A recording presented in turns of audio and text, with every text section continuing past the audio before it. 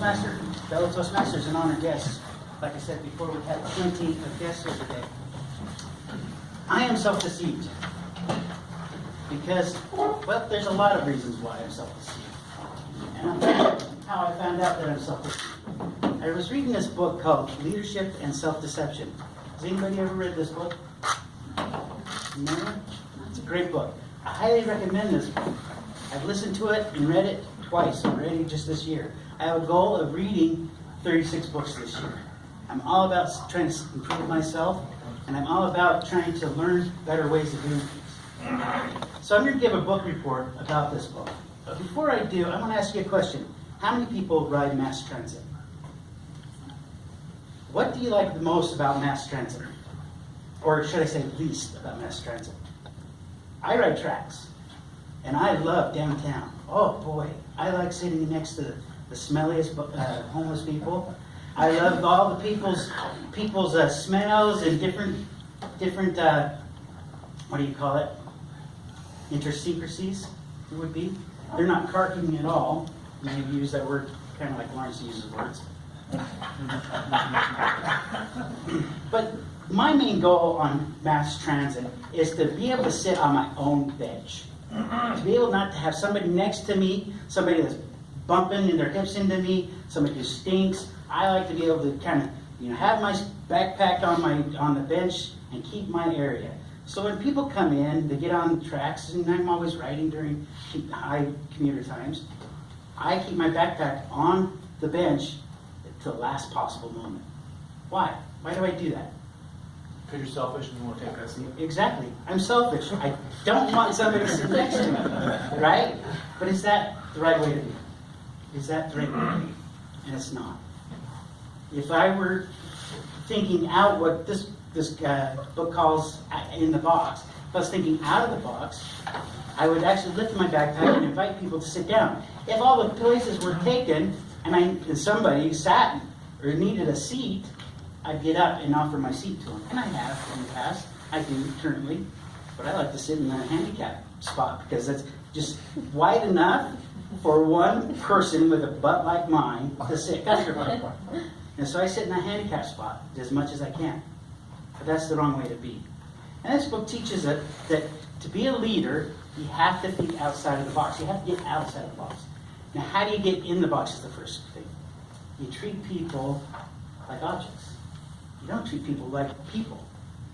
The author gave an example in the book where he was on a plane.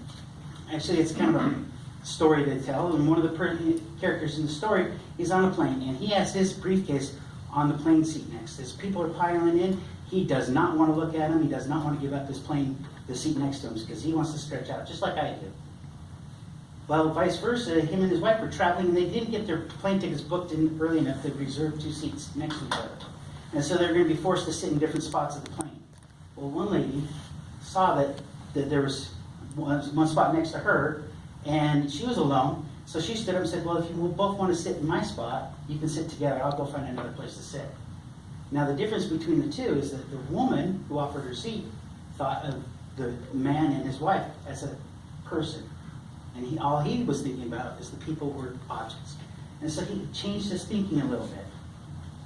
Another way we think of getting in the box is when we ignore promptings or feelings to do good for others. An example they gave in the book was the man was asleep and they had a newborn and the baby started crying. And his first thought was, I should get up and take care of the baby so that my wife can sleep. But did he? Did he honor his feeling? No. He sat in bed and he thought, well, how come she's not getting up? Doesn't she know that I'm a hard worker? I have to get up in the morning. I have an important meeting tomorrow. Doesn't she know? She's lazy. Well, she does. What does she do in the morning? She doesn't. She stays home with the baby all day. And so he started to come up with this picture of his wife as being lazy and good-for-nothing wife. Doesn't she care about my son? And instead of honoring that feeling, he was finding fault with his wife, and then he was increasing his virtue. And so he created this box to where she was bad and he was good. Because when we ignore our good feelings or the promptings that we have, when we ignore them, we betray ourselves. We become self-deceived. And we start to think of ourselves as better than what we are. And if we live in that box long enough, it becomes part of our character. And it starts to distort our worldview. And we start seeing people as objects instead of as people, as fellow human beings. And so in order to get out of that, we need to start feeling and acting on those feelings at work. Oh, it's really not my job, but I'm going to go and do do an extra mile, go an extra mile for my coworker, just so that he doesn't have to do it. He needs to go home or she needs to go home. I'll cover for him or her.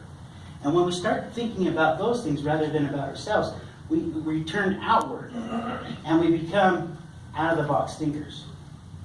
Now, there are ways that people get in the box, and there's ways that people get out of the box. And I mentioned some of those ways. There are also ways that we put ourselves in the box and we keep others in the box. They gave an example in the book where a woman, her son, who's got teenage sons? Can they do anything right? No, I have four boys and one daughter, and I love them to death. They're great kids, but I always nitpick at them all the time. I always think in my head, no, he's not doing it right. And go to a basketball game. Oh, do you want me to give you some fact? I can't shoot with beans. I can't play with greens, but I know the game.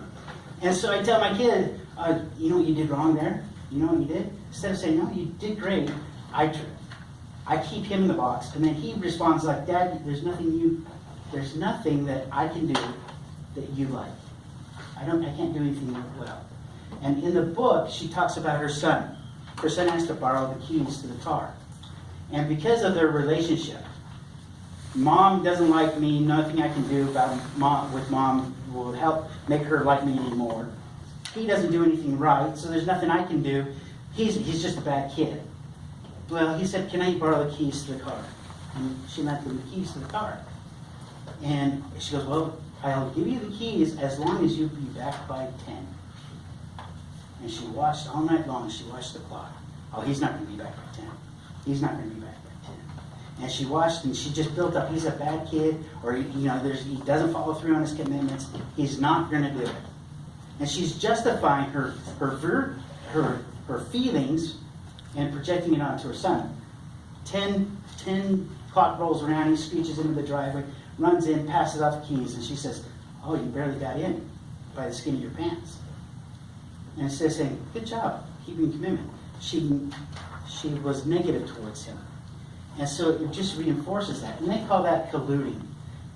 Collusion. Like Trump. Like Trump. Trump and Russia. Yeah. They call it colluding. And so you become in a box, and you force other people to be in a box, and you justify, well, I'm in the box because of these other people here. And it's not because of me, because I don't deserve that. I'm awesome, right? Is that what we say? Is that how we justify ourselves? That is. Exactly. All the time. I think you're not alone, I tell you. And so, it is very important that we think first about how we treat other people. That we don't treat them as objects. And we don't treat them as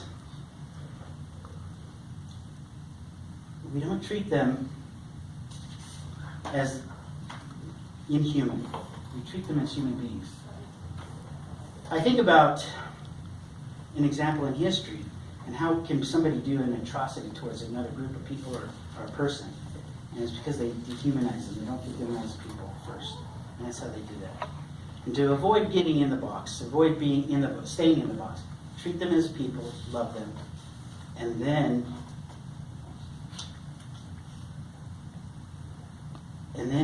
follow your first prompt, that first feeling of doing something nice for somebody. Follow up on that. Just do it. Honor it. Otherwise, you're going to be betraying yourself. And I'm self-deceived.